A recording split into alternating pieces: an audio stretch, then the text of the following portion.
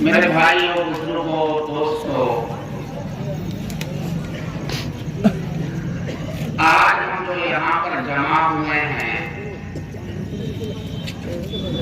साहब वो अल्लाह की मोहब्बत में, उसकी दीन की मोहब्बत में जमा हुए हैं। और खासतौर से आज की जो मजलिस है और जो ये जलसा है, बच्चा बिठा ले यार। ये कुरान करीम अल्लाह की किताब की निस्बत पर मुनाफिक हुआ है। नीचे ही ना जा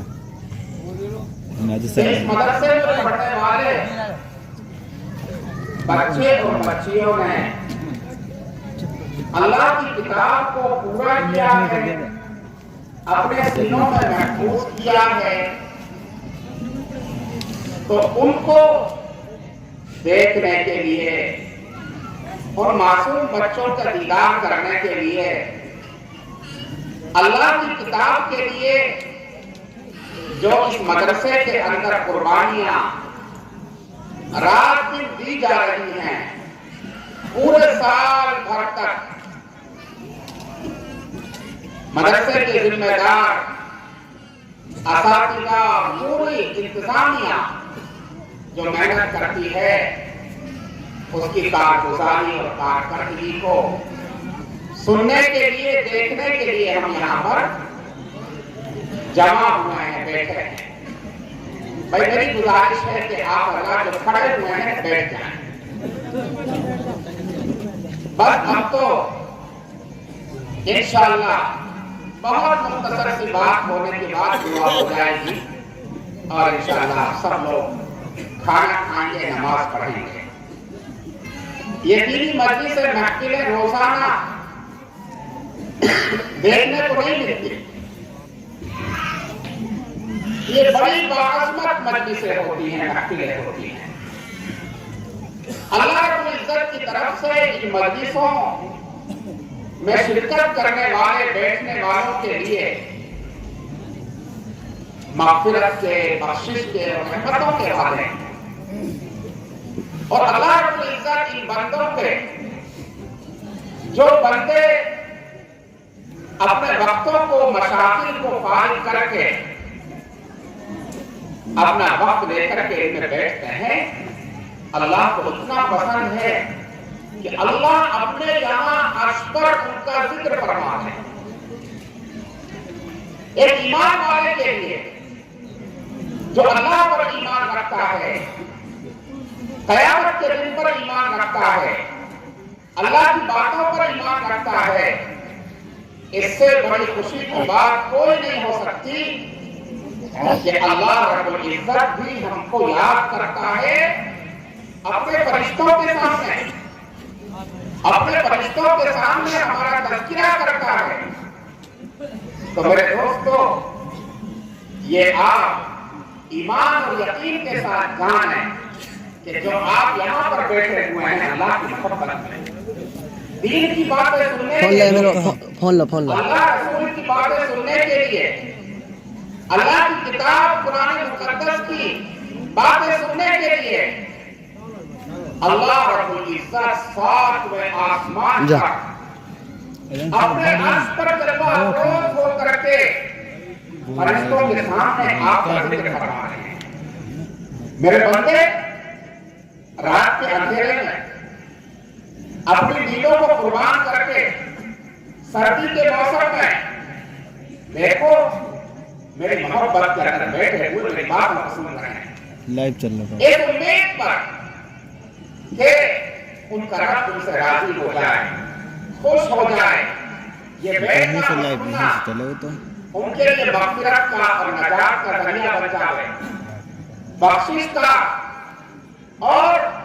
कामयाबी का ज़रिया बन जाए। चलिए पड़े। तो मेरे भाई दोस्तों, आप रात को यहाँ पर अल्लाह रब्बुल इज्जत लेकर के आए। अल्लाह को जिनसे मोहब्बत थी, अल्लाह जिनको चाहता था,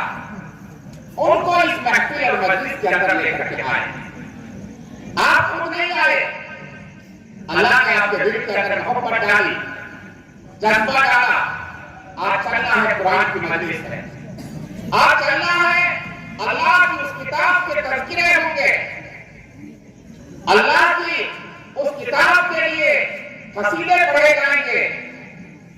جس کتاب پر اس کائنات کا دار و مدار ہے۔ جب تک یہ اللہ کی کتاب قرآن کریم اس دنیا کے اندر موجود ہے، یہ سات آسمان اور سات زمین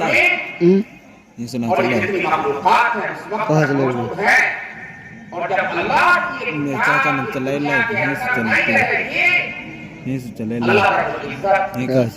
ان سچ میں زمینوں بھائی کو میرے چاچا نے چلائی جب اس کا بڑے ان پہاڑوں کو بھی ختم کر اللہ بھی لکھ رہی ہمیں ان چاند سورج کو بھی ختم کر دیں گے، جب سے چل رہی ان ہے آسمانوں کو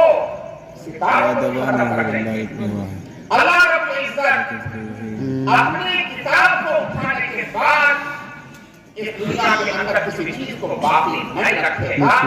پکڑ لے صرف ایک اللہ رب العزت کی ذات باقی رہے گی۔ یہ اللہ کی کتاب اتنی عظیم ہے، اتنی بڑی ہے، اور اللہ رب العزت کے یہاں اس کا اتنا مقام ہے کہ قیامت سے پہلے ایک واقعہ یہ پیش آئے گا کہ جب اللہ کا گھر ہے بیت اللہ، جس کی طرف ہم پوری زندگی نماز پڑھتے ہیں، اس کا طواف کرتے ہیں، اس سے محبت کرتے ہیں، اس کا بوسہ لیتے ہیں، اس کا احترام کرتے ہیں، پیر نہیں پھیلاتے، اس کی طرف منہ کر کے تھوکتے نہیں، پیشاب پاخانہ نہیں کرتے، سوتے وقت پیر نہیں کرتے، پوری زندگی جس کی عظمت اور احترام میں ہماری گزرتی ہے، قیامت سے پہلے اللہ کا وہ گھر کی زمین سے غائب ہو جائے گا۔